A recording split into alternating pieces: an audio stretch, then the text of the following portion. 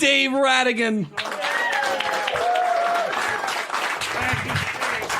Thank you, everyone. Thank you. It's nice to be here. The last time I was here, we were talking about I just filmed a commercial, which is now shown on the Red Sox games. I don't know if you've seen it. I'm in a cab with Heidi Watney. Okay, apparently 3 of you have seen it. That's good. For those of you who aren't, we'll start at the beginning. The Red Sox are a baseball team. They play in Boston. And Heidi Watney, if you don't know her, she's the field reporter for the Red Sox. Very pretty and very nice. People always say she's nice, and she's very nice. In fact, she during the filming, she actually signed a baseball, and she wrote a little something for my little son, Kevin. And the ironic thing is, I don't have a little son, Kevin. I do have a 53-year-old friend, Kevin. And he has a baseball that says, "To Kevin, a great big boy, Heidi Watney." Where to, pal? Financial District? You got it. Heidi Watney? Oh, I'm sorry. Is this cab taken? Absolutely not.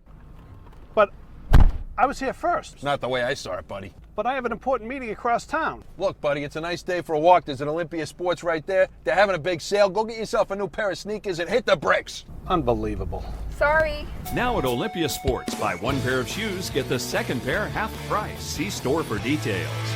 To the ballpark, Miss Watney? Hello, and welcome to Carnival Personnel Sideshow. I'm Jacques. I'm Joe.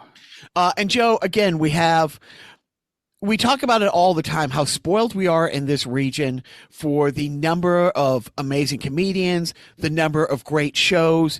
And again, we have just a staple of New England comedy for at least 3+ decades.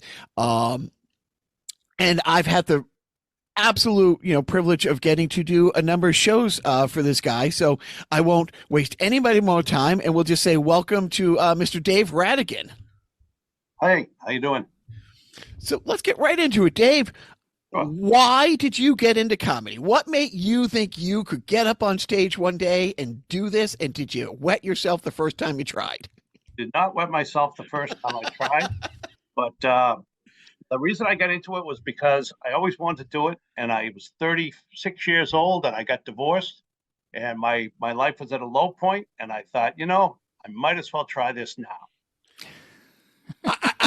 I don't think I've heard an origin story I love more. I love how it's like I've hit rock bottom. It's time to do stand up. Yeah, basically.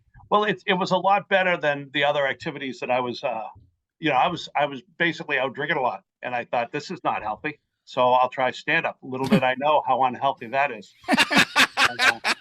The idea was just to do it 1 or 2 times, but I was good at it. And people came up and they offered me this and they offered me that, and then I passed at the Comedy Connection pretty early. And before I knew that I couldn't succeed in this business because I was too old, I was making too much money to stop.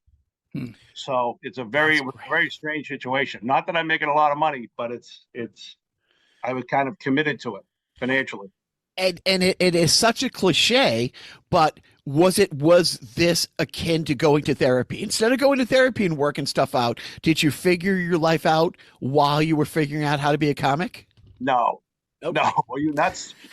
Yeah, that's why you think stand up is fucking therapy. Something? And he's cheap, by the way. He won't get real therapy. He'll just do stand up. Is that really what you're doing, Jack? 100%. 100. We were supposed to move back to LA. Pandemic, sidebarred it. I was bored out of my mind. I have a great career and thing there, and I was just running out of stuff to do. So I said, I haven't done this since the 90s. I'll just do that to have something to do. And it's been just something to do that has turned into the most fun midlife crisis cry for help you can possibly imagine. Who gets back into this at 53? That's probably true, and you don't have to worry about getting body checked like you would if you went into no-check hockey.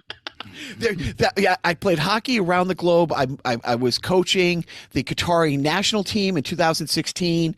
I played on the same team in LA. The problem is I can't play hockey back here because there's no such thing as no-check hockey here, and I have the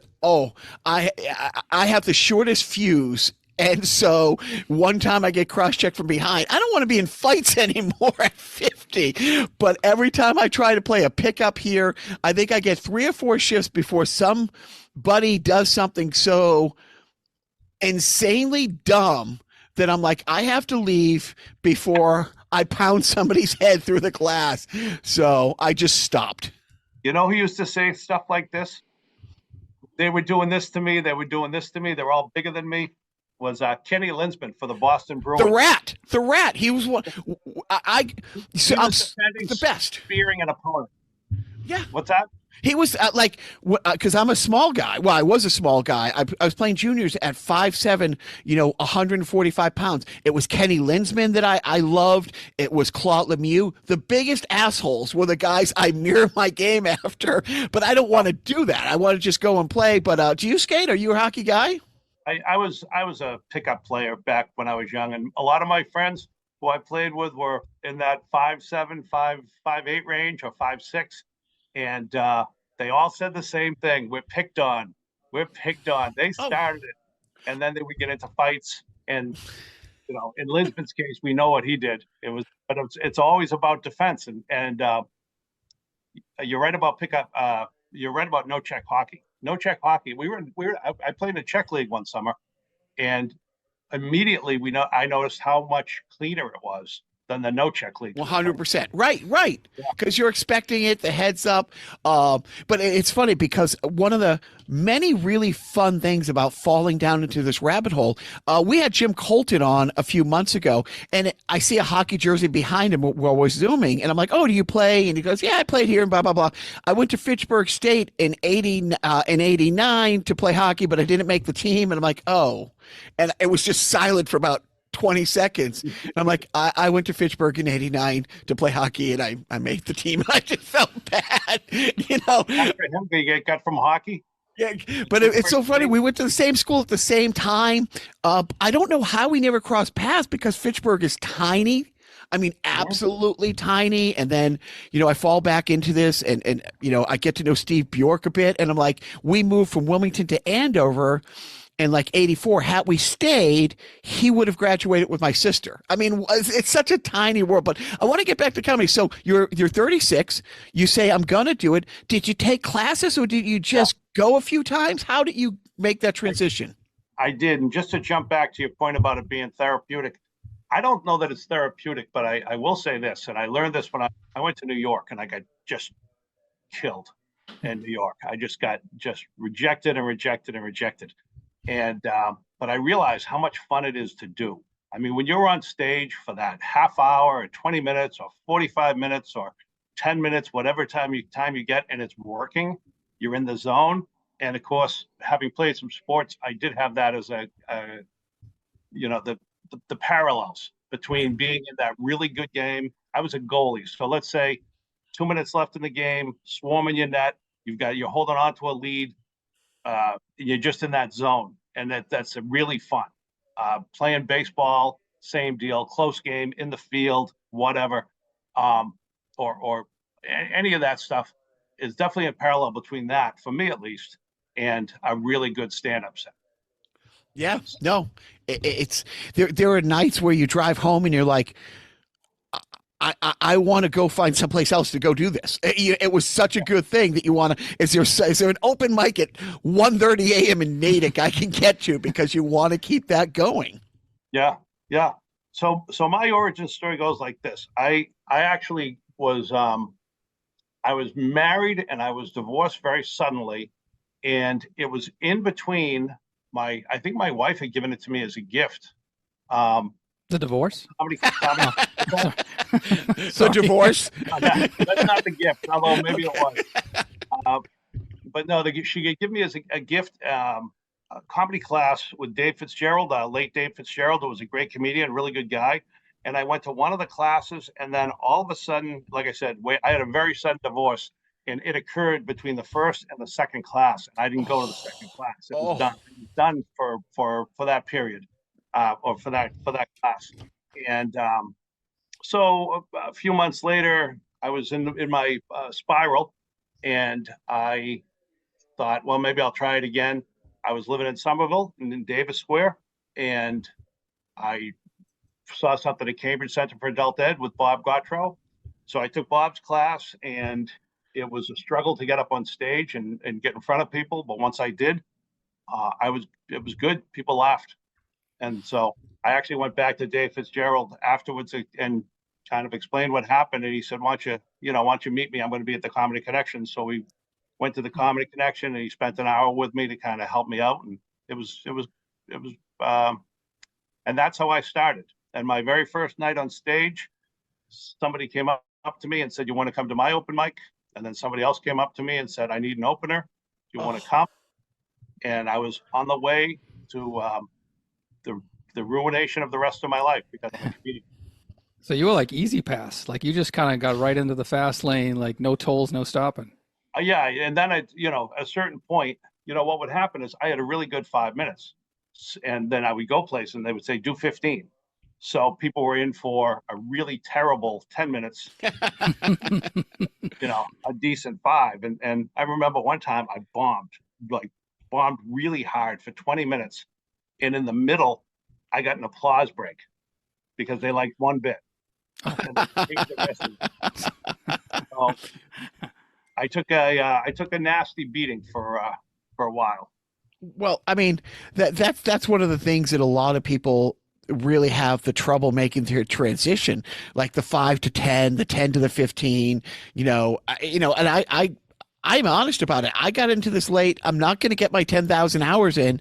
I have absolutely no desire to put in the work to be a headliner. Like I'm never, I don't even like to stand up for 45 minutes when I'm waiting in line for a ride at Disney, let alone how much energy that you need to keep that going. But yeah, when you were developing as a comic, how did you go from the 5 to the 20 and fill that material? Like, what was your process, or was it just, the more you did it, the more comfortable you got? I just kept writing.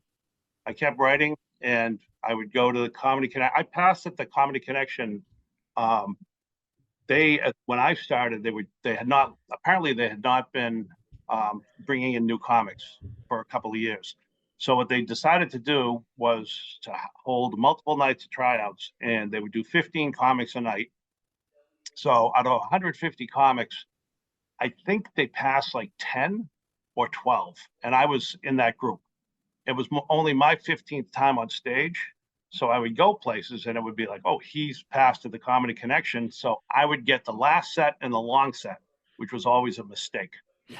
And so I just wrote and wrote and wrote. So I'd go to the Connection, I'd go to Dick Doherty's place, I'd go to whatever open mic would have me, and I would just try and just write big hunks of stuff.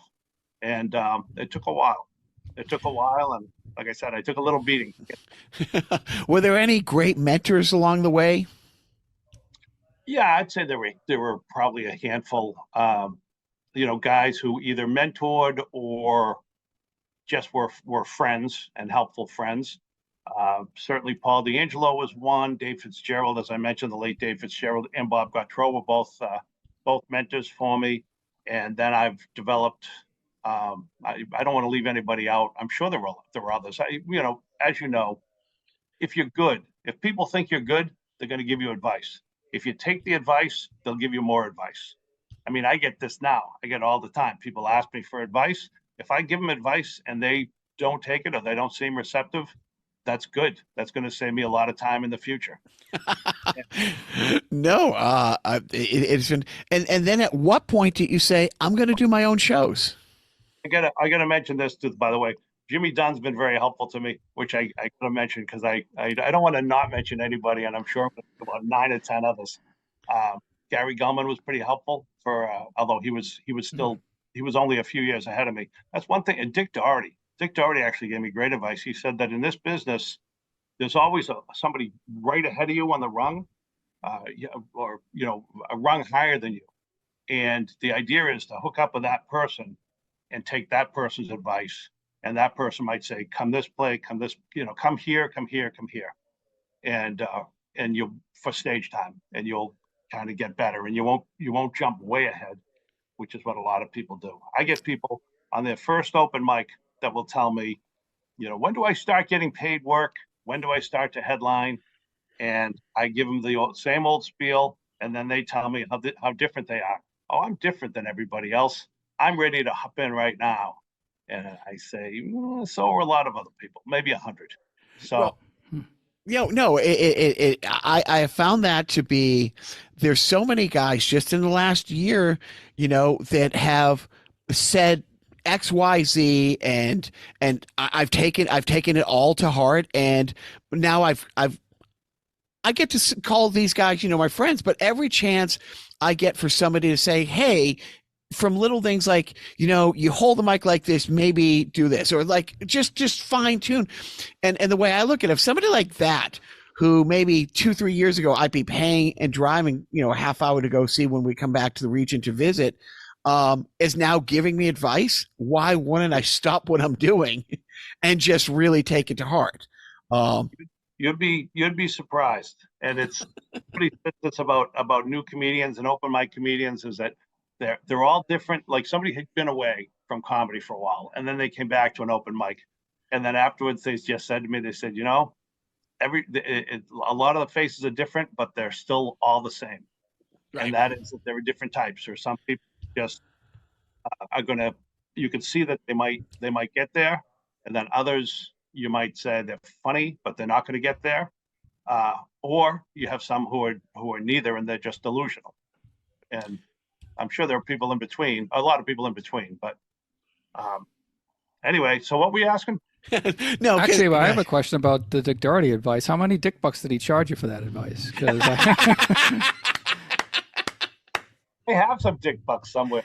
Do you really? I kept them as a souvenir in a folder. It's I'm sure it's never going to be found, but yeah. I implore you to go look for it, because like one of our favorite things is talking to comedians who are, over 40, who've done shows or run shows for him. I will never tire for the Dick Doherty stories and the whole history of Dick Bucks and what was called the Lighthouse. Was that the place that got put out of business? I don't know. When I got my Dick Bucks, I think he was doing it at the Vault. I think he was doing it at the Vault. Okay. Which was in Boston. So that before the Lighthouse was before my time. Dick was it's certainly, I was just talking with somebody recently about all the people that, and again, if you the late great Dick Doherty, he fired me.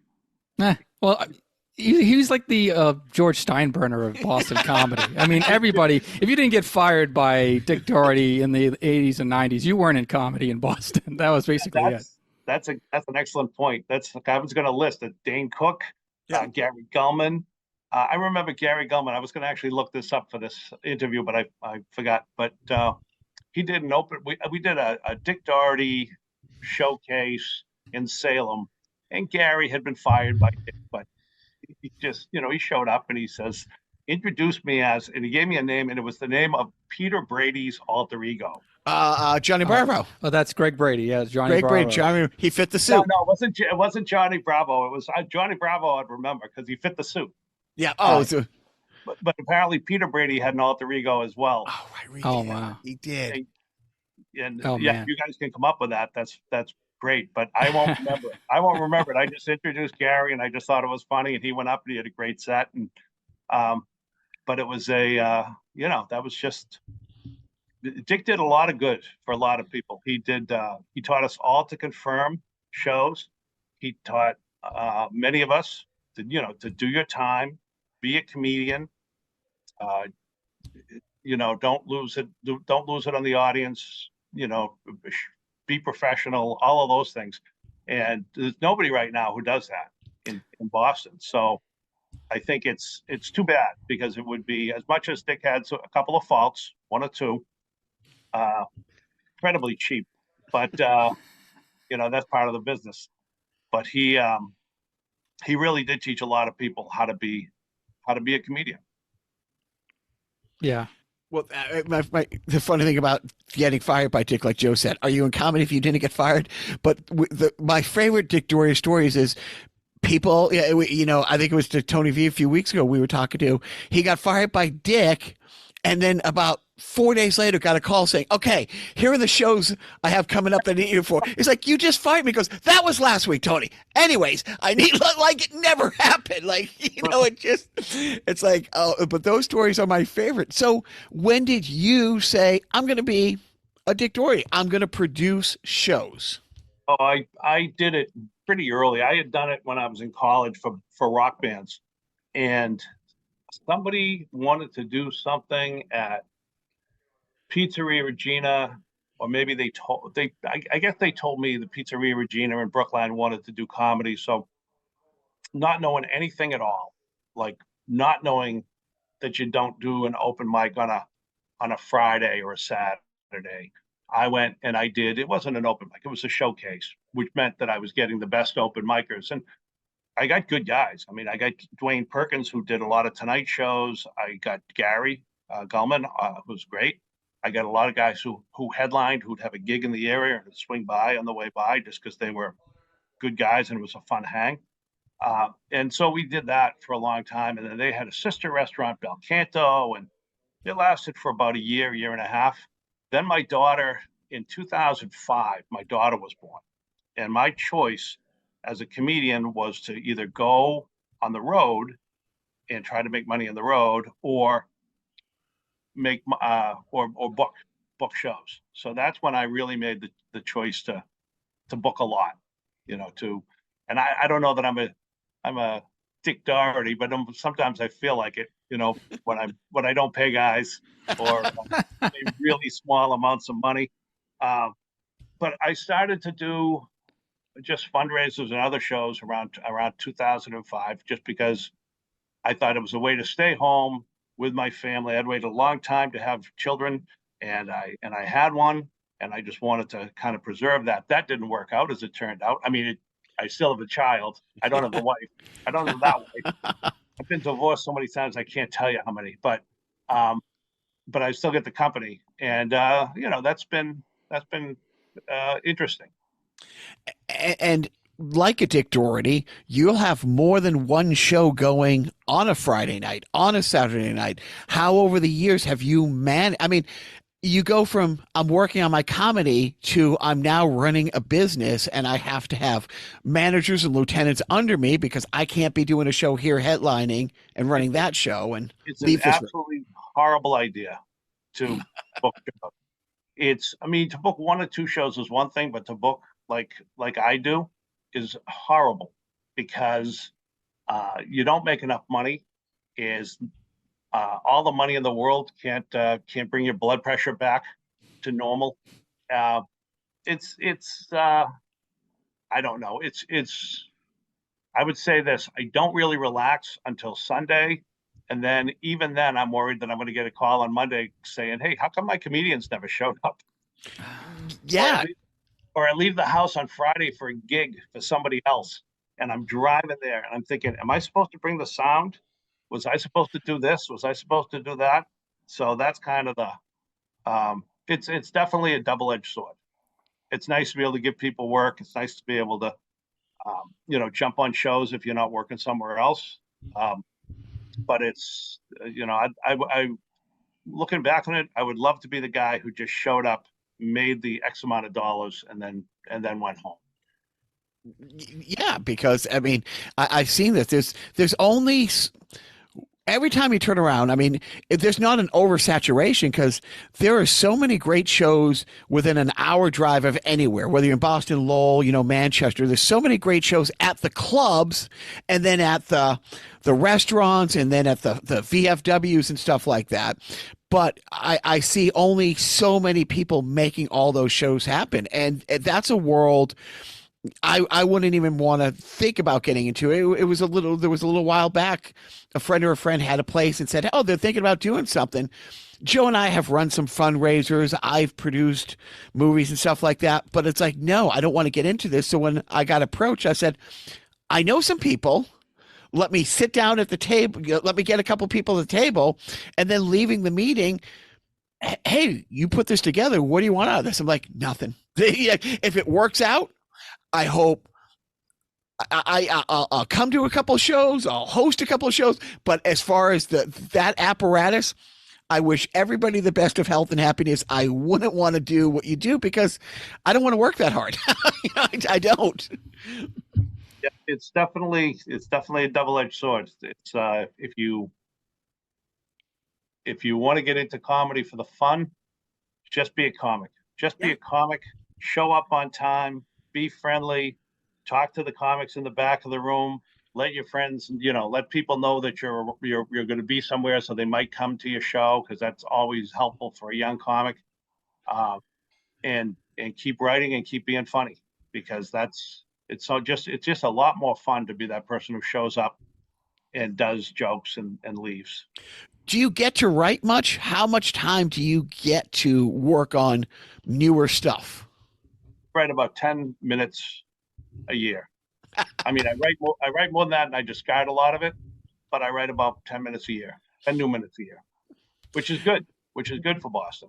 No, it's fantastic. What is your favorite? Do you like the hosting? What is the part of the performance that you like the most? What is the I would do this for free forever if I could? Well, I would love to be the guy that goes last every show, because that means I would get the most money. So, there's a spot on the show, the little cushy spot right in the middle. Yeah. After they were already warmed up, you go on, you do a half an hour, and they all think you're the greatest thing in the world. And then the guy after you, or the woman after you, has got to be better, because they expect that person to be great. I like that spot, the soft spot, which is the middle. But I think everybody does. Don't you? No, it's funny because when my wife and I were living overseas with our kids in 2014, my sister, our weekly phone call, she's like, I just found your next favorite comedian. And it was Steve Bjork, who had come to her library for a book signing. And so the next time we came to town, I went to see him, and I'm like, oh my God, because I love Brian Regan. He came to do a book signing. Oh, book reading. Yeah, he put out a book. It was a collection of short stories. Yeah, it was my daughter's favorite book. She shouldn't have been reading it, but she was too young. But so what library was he at? The Wilmington Library, the Wilmington Public Library. And so when the next time I came home to visit, we went and we saw him. Over the past 3-4 months, I've seen him be that middle guy, and just the look of how relaxed he is, not having to carry the show. So he was the middle guy with Christine Hurley just a little while ago. I saw in Chelmsford. In Boston, he was the middle guy with Chris Zito at Guy Fieri's place. And this is a guy who headlined, but he doesn't have to carry the weight. You know what I mean? And it just seems like, that's the kind of place where if you don't have the ego that has to have the name on the top of the marquee, it's a pretty fun place to be, I would guess. And one of the other things that you notice, at least in Boston, I assume it's everywhere, money aside, if money is not part of the equation, the guys who have headlined for a while, they're fine with going earlier in the show. Yeah. Guys on the way up, they all I want to go as late as I can in the show and all that. And the guys who've already been there are like, I'll go in the middle. That's fine. That's fine. The other thing I've noticed, I've got to, do a few of these Smitty shows in Maine, and and some of the headline comics, they try to negotiate. Hey, do you want to do an extra 5? Hey, you want to do an extra? And if they can get under 30, if they can do 30 as the headliner, they could not be happier. It's so fun. And then you got the 7-minute guy who's like, I'll do 12 minutes. And you got the 12-minute guy like, I love to do, 15 minutes type thing. But they're going to get paid the same amount if they're doing 30, they're doing 45, and they would like to do the middle. But, when you're doing one of those shows and your name at the top of the ticket, you kind of can't. Right. People want to see that. So how did you survive through the pandemic? How did you keep comedy going? Well, I get money from the SBA and Small Business Association. I couldn't take, because I have another career. I'm a college professor, so I made enough, and college professor, I'm an adjunct, so I was still getting paid as an adjunct because I was teaching online, and I hate Zoom. But anyway, so I was teaching online, and so I couldn't get the $1,000, whatever it was, the stimulus checks, but I got a couple of loans from the SBA and a couple of grants, and that kind of kept me afloat. However, my part of the bargain was that I had to keep running shows. So I was doing Zoom. I was doing parking lot shows. I was doing outdoor shows. I moved in, when we could move in, we'd move in. And, we had multiple microphones for every show. We had little covers that we would put on the mics for each comedian. We had a lot of hand sanitizer. And the only people that I noticed who got sick among the comedians were the people who were really sloppy about, the ones who would come up and talk to you forever and trying to hug you and all that crap. Right. Those are the people that got sick. So we were really fortunate that we all took it seriously when we did have shows outdoors. But I don't know if you ever did a show in a parking lot.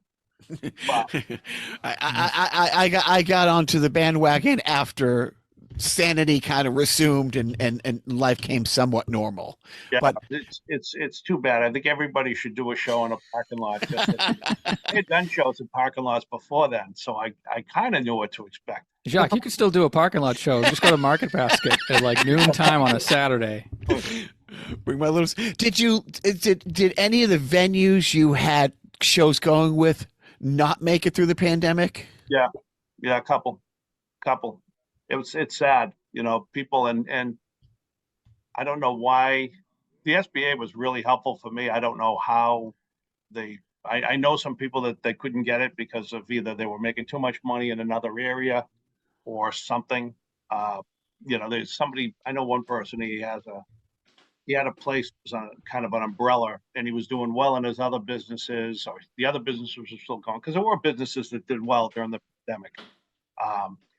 But like the hand sanitizer business. Yeah, the hand sanitizer business, but like tree care, carpentry, things like that, outdoor stuff. Yeah. They went well.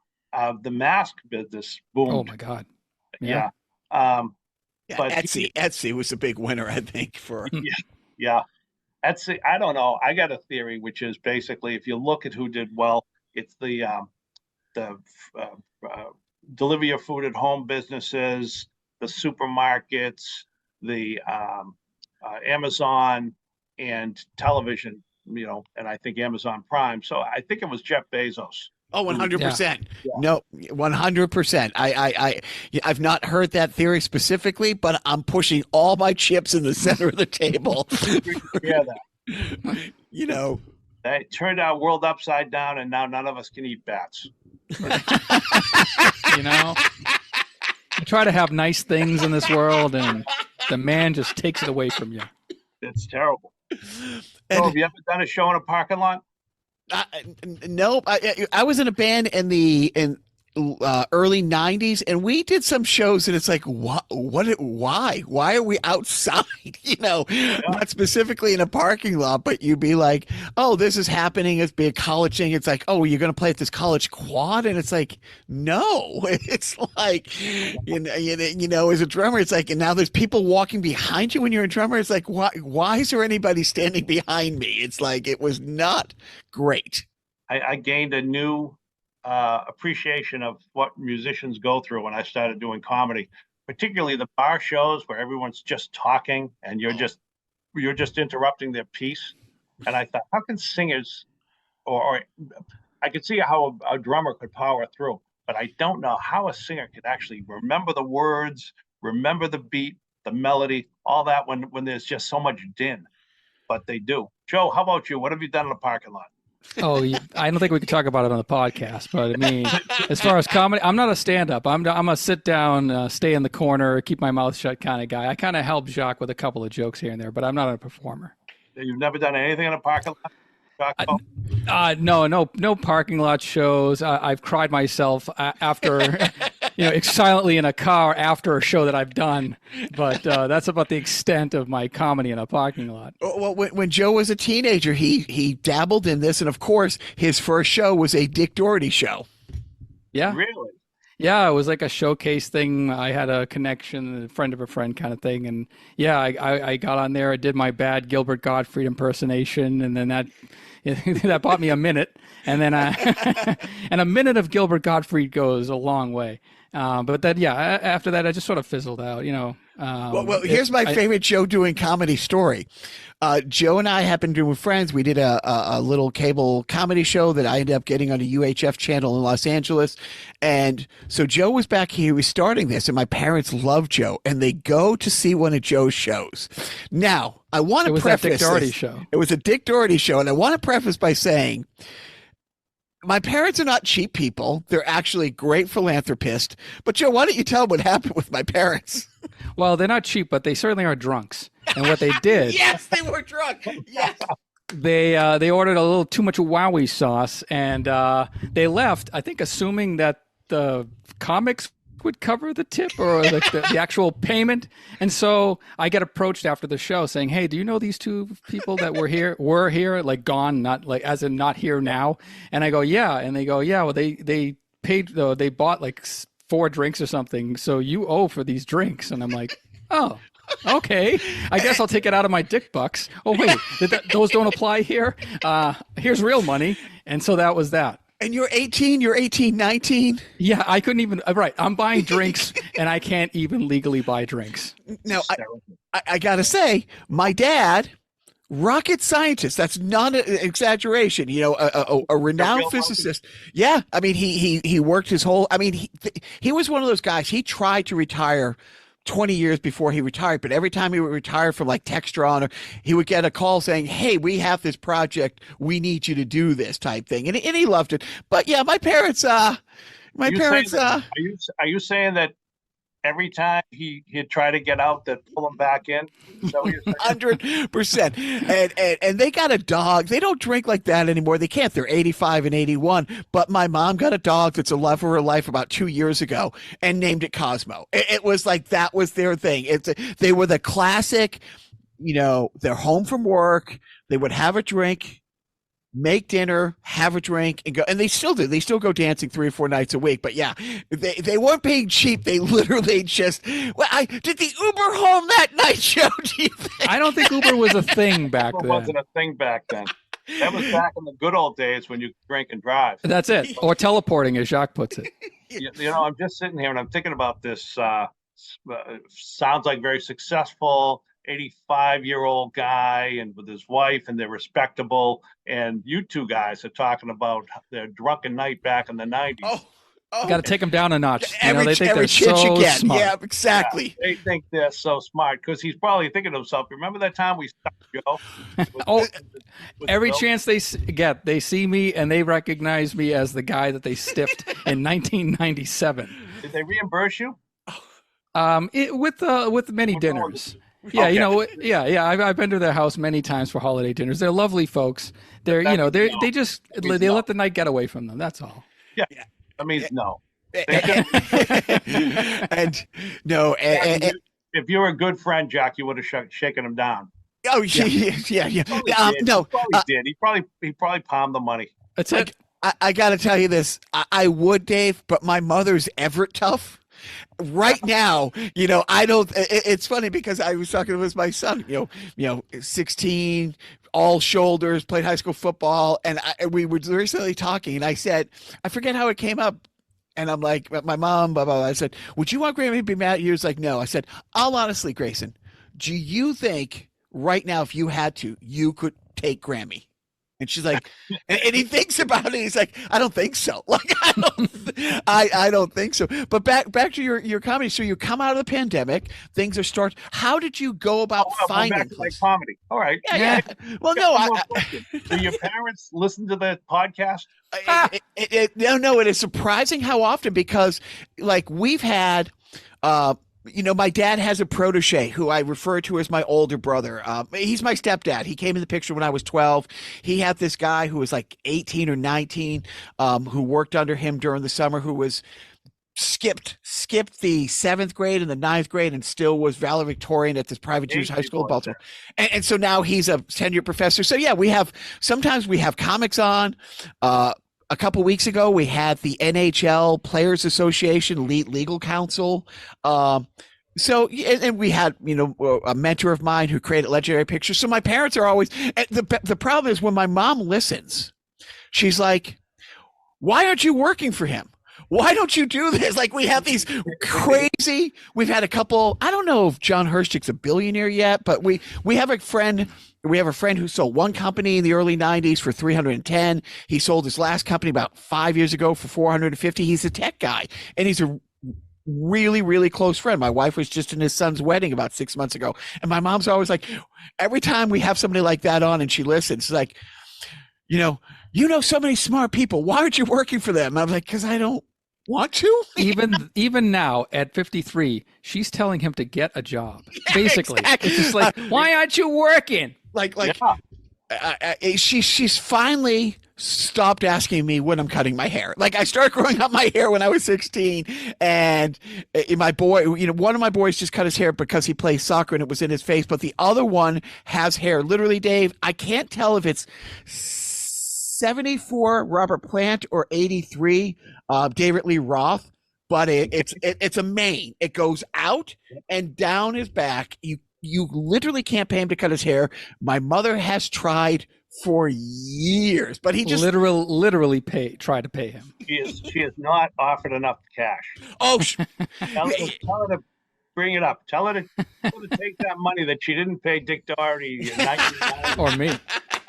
Or you, Joe. Yeah, compounded interest. Let's get the calculator. Oh, listen, if they put it into the market, they did very well. So, hey, before we get off, you work in higher education. What are you teaching, or what have you taught? I teach communication. Okay, but fantastic. Sometimes I teach mass communication. Sometimes I teach public speaking. Oh, my wife was an adjunct professor at college, and she taught public speaking. Where? Manual, but no longer because we also need to go get a job and make money. So yeah, that's the problem with adjunct teaching. I like it. I mean, I like it because it's you're hanging around kids and they're at that age where you don't have to deal with their parents. They're a little more responsible. Their brains are kind of developing in a good way. And, yeah, no, I think she enjoyed the job. It's just that financially, it was kind of like we were getting paid in dick bucks, basically, and it was like I have to pay bills. Yeah, it's really it's an interesting profession to get into because you see, I do 3 state schools, so state schools pay pretty well, but I've been offered teaching positions at other places. That's like, you're paying what?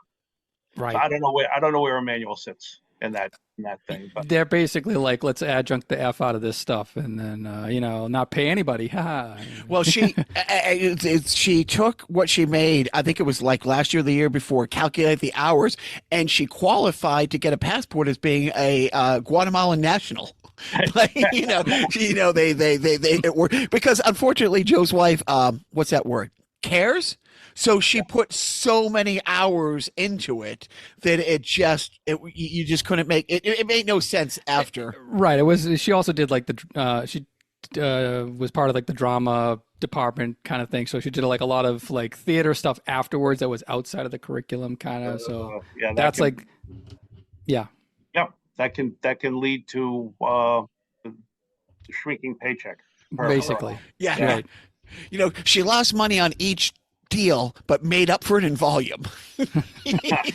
When she dies, she's going to achieve total enlightenment, which is nice. Have you tried stand-up comedy? I'm sorry? Has she tried stand-up comedy? She does. What square did you grow up in? Oh, I lived in East Somerville, so kind of near Sullivan Square in Charlestown. Yeah. Okay. Yeah. So you're rough and tumble.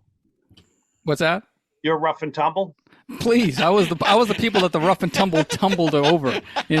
I was like the punching bag. I was what you call a nerd, and was beaten up. No, I was Joe, the only fight Joe was in is one of the really tough guys picked Joe up and used him as a weapon to beat another kid with. I think that counts as a fight. That's the one fight you were in.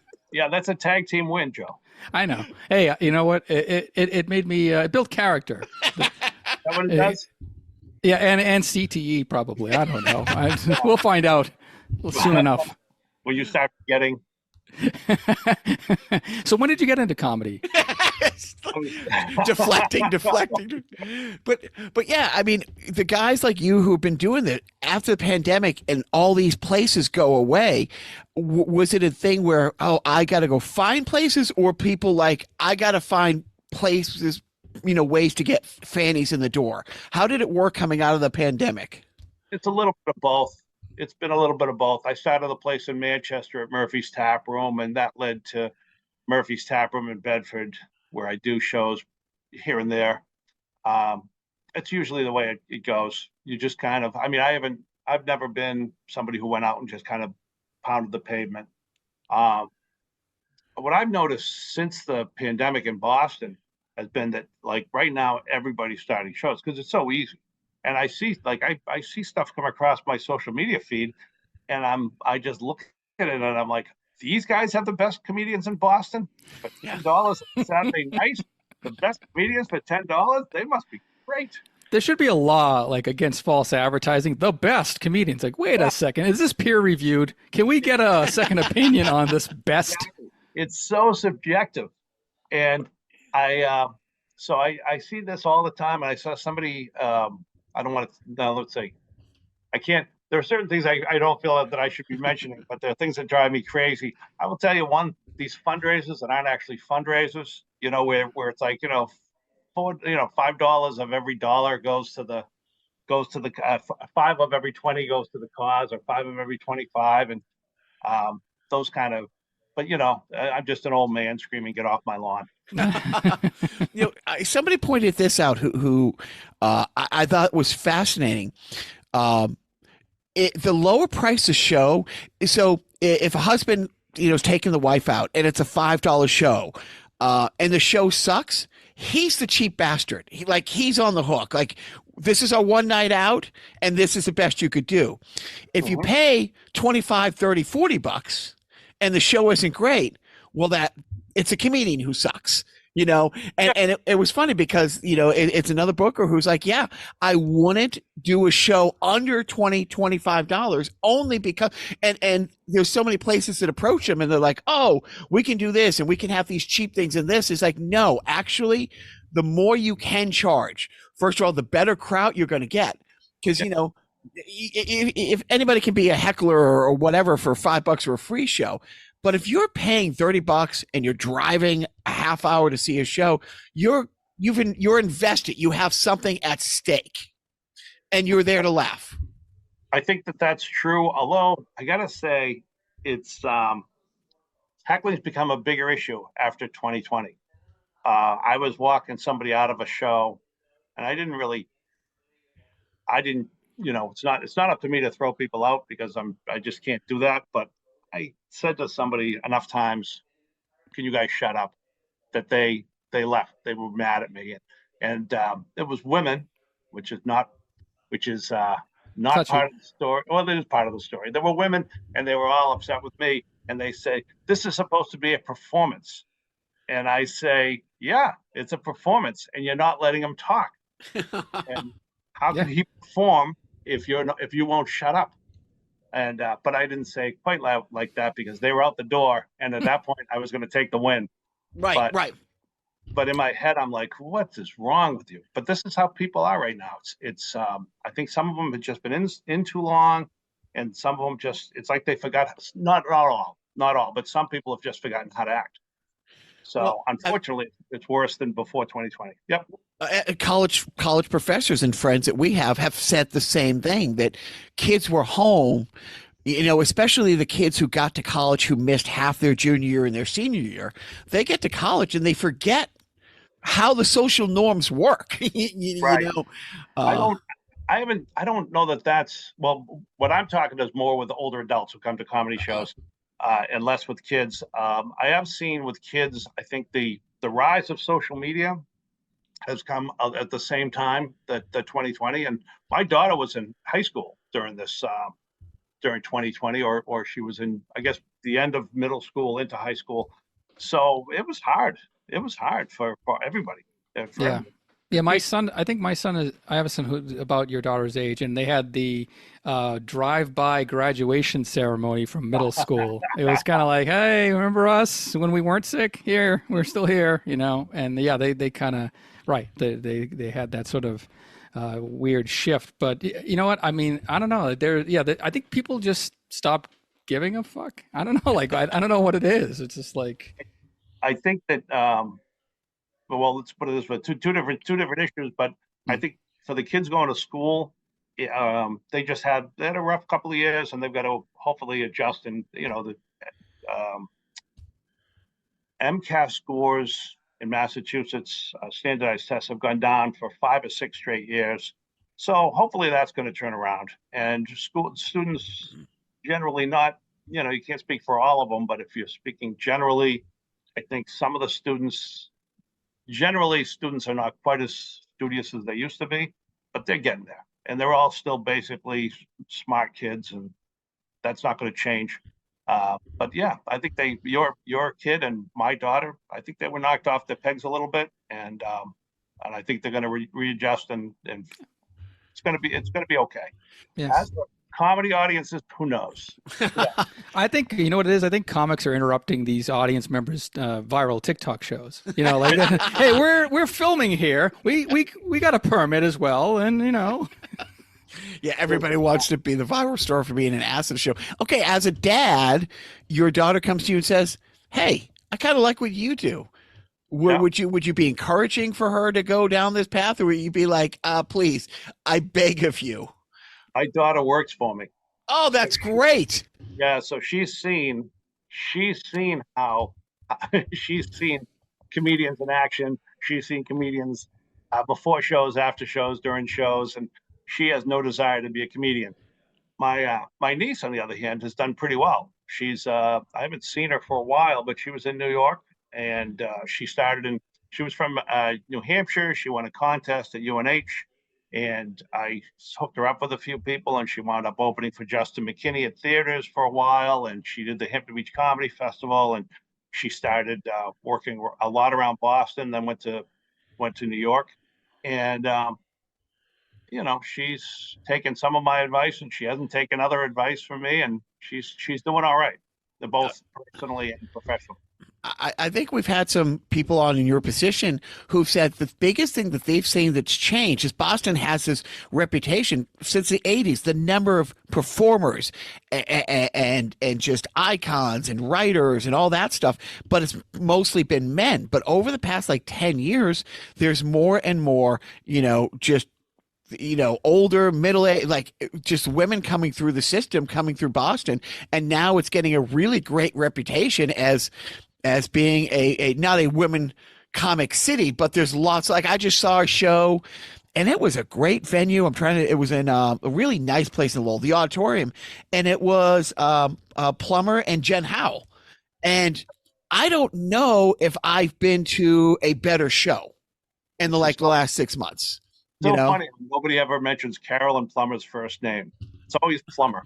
Carolyn Plummer, because I was thinking, and she is just. I've seen her a couple times, but that night it was the two of them. It was so great. I mean, it was and of course, Christine Hurley is just on another level. I don't think she's had a bad show in 20 years. I think Christine's great. I think Carolyn's great. I think Kelly Mack is great. Yep. I think there are a lot of great female comedians who've.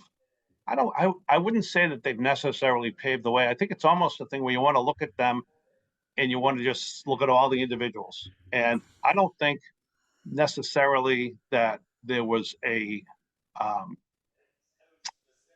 I'm not sure that there were any barriers to entry that stopped other women from advancing in stand-up. I mean, you'd have to talk to, I know sometimes women feel that way. Some individual women have felt that way, but I've also known comedians who feel like they're not getting ahead, and it's got more to do with them not being as funny as the next person than it does to have them doing, whether or not they're males or females or whatever.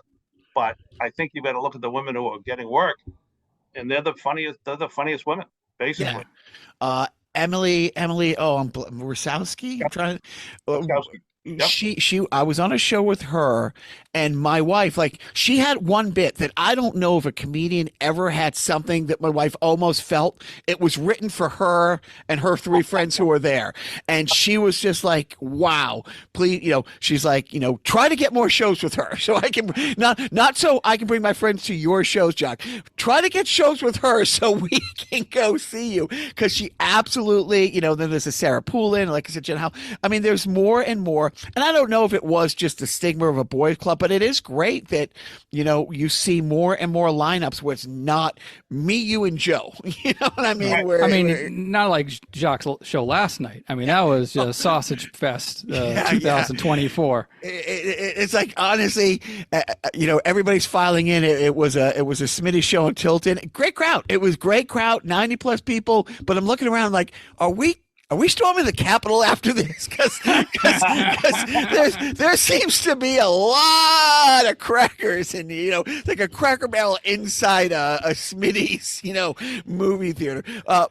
Dave, I promise we wouldn't take your whole afternoon, but I just want to quickly end on a couple of things. Like, so what do you have coming up, personally, pretty soon? And what over like the next couple of years are you hoping to see happen with your career as a performer and your career as a producer? That Dave Rattigan Incorporated Scamps Comedy has got the I think one of the biggest things we've got coming up. I'm just looking at the shows. There's a show at the Tackle Box Brewery in Marlboro this Friday, and then we've got a couple of fundraisers, I have two fundraisers that I guess they're going to do 300 apiece, 300 people apiece. So that's good. One for the Plastow Lions Club, and then I don't want to go into all the fundraisers because that gets busy and I'll forget somebody. But I've got, for me personally, I've got nothing but fundraisers pretty much for the next few months until the fall. I am in Manchester at Murphy's on the 13th, which is a Saturday coming up. So that's one.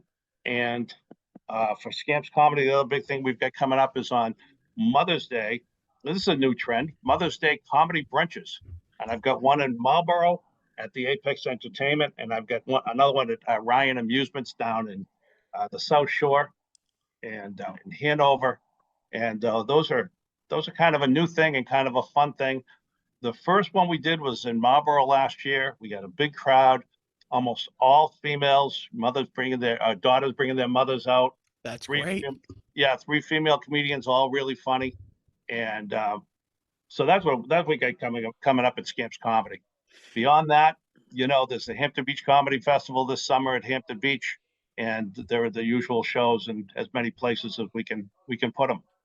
That is fantastic. Joe, did you figure out who Peter Brady's secret identity was? I don't know. Remember he played Benedict Arnold. And then is there a character? Is there like a character that I guess he had a twin or something like that, a non-related twin named Arthur Owens. No. If that rings a bell, I don't remember though. Arthur was. I've seen every episode of. Well, we're gonna have to go back and do our research.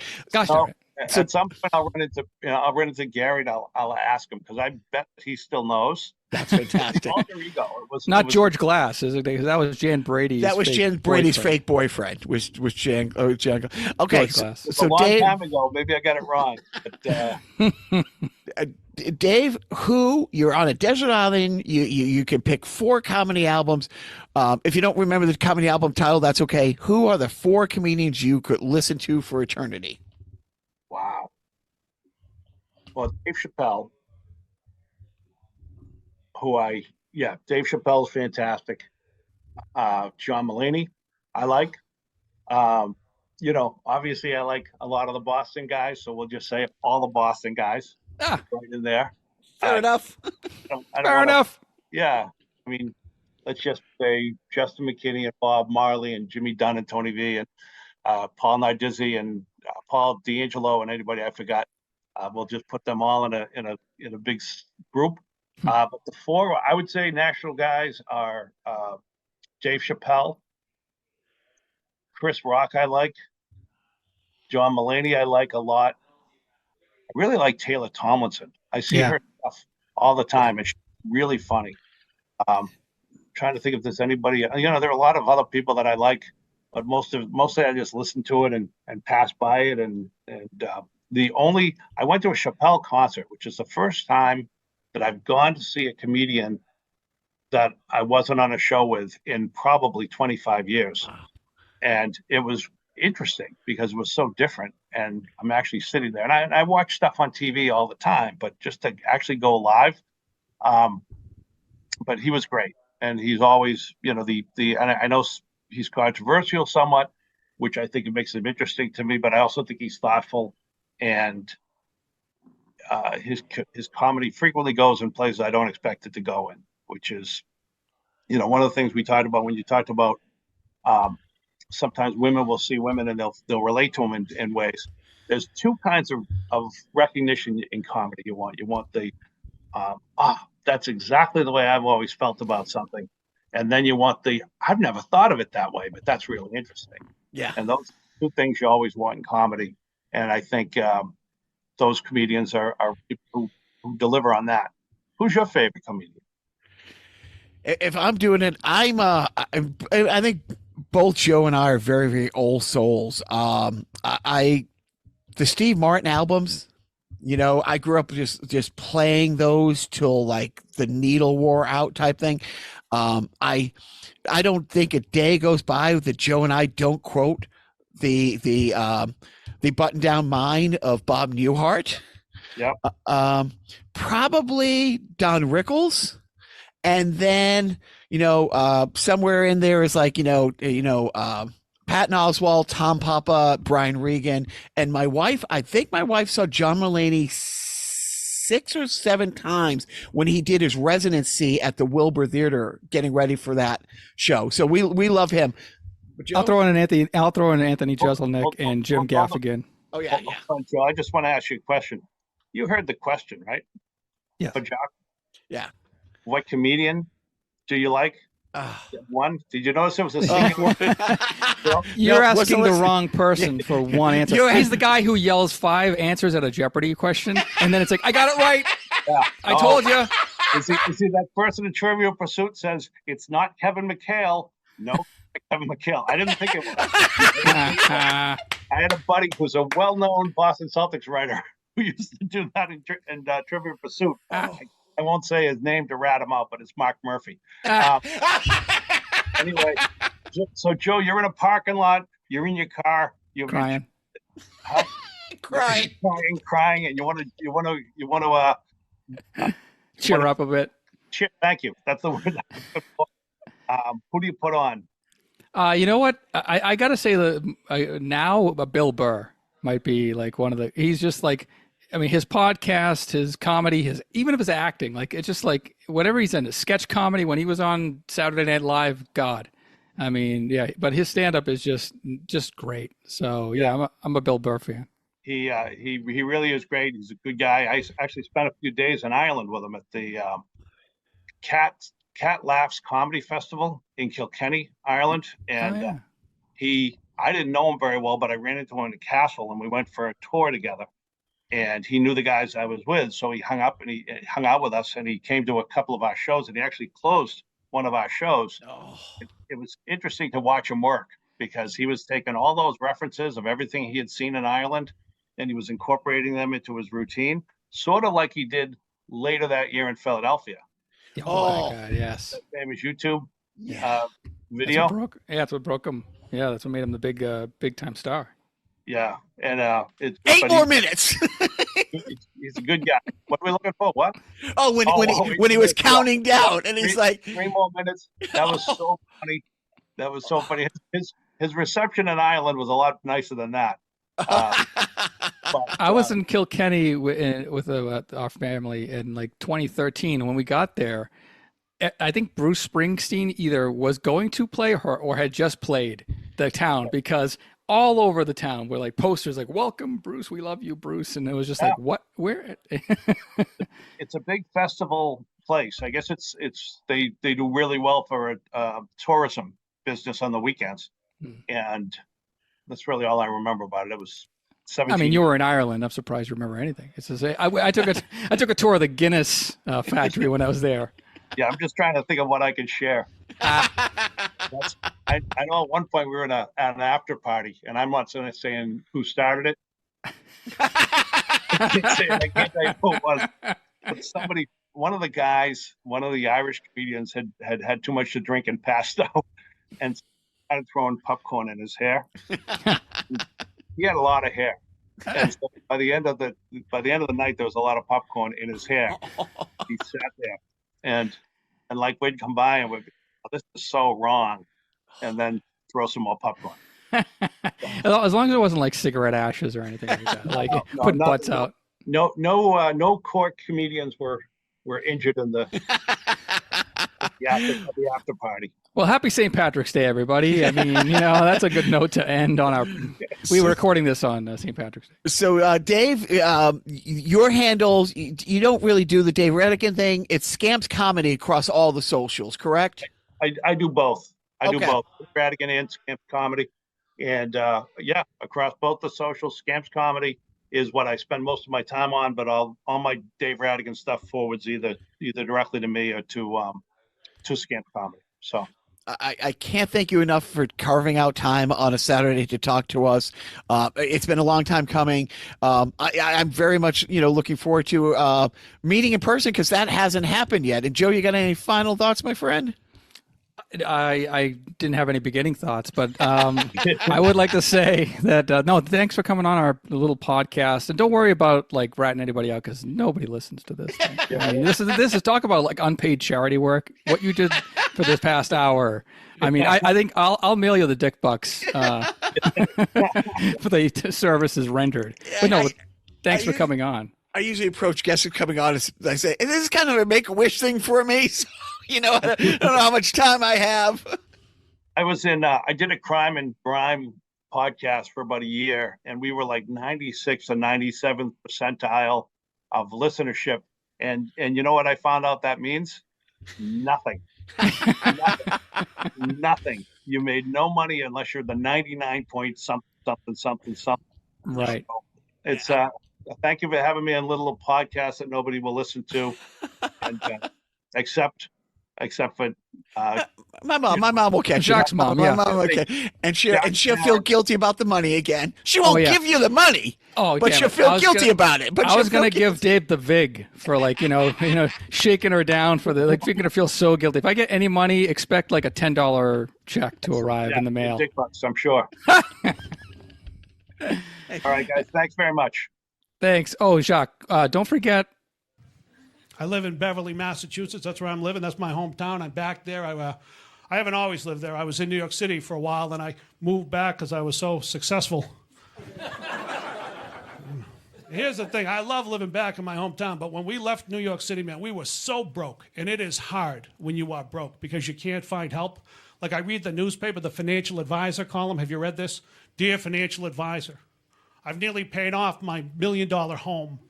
I have $750,000 in diversified investments. Do you have any advice for me? Signed, Puzzled but extremely comfy. Dear Puzzled, bite me. My entire financial plan is trying to make sure my father doesn't spend all of his money before he dies. I know that's Steve's plan too, Mr. Katzos. We were talking about it in the green room. If I was ever going to write to that financial advisor, I'd write, Dear Financial Advisor, I make $65,000 a year. I've got $95,000 in credit card debt. I'm thinking about robbing a bank. Dear Dave, that bank robbery thing, probably your best bet.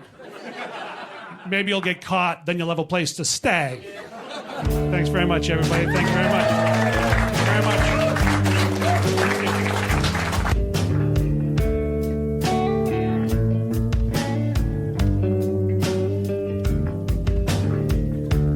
Coming sweet, sweet fun. Nothing but the quiet you pour. Speak soft, soft tones.